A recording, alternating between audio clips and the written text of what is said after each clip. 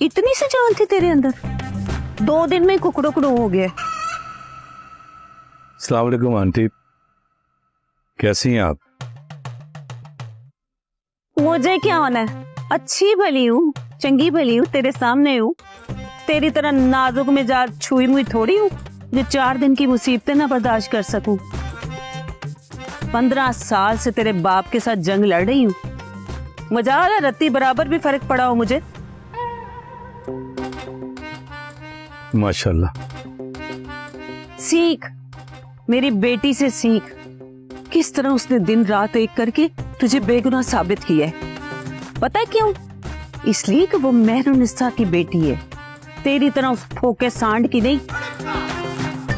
जानता हूं, उसने मुझे बेगुनाह साबित नहीं किया, मैं बेगुनाह था, इसलिए अल्लाह ने उसकी मदद की। तौबा तौबा,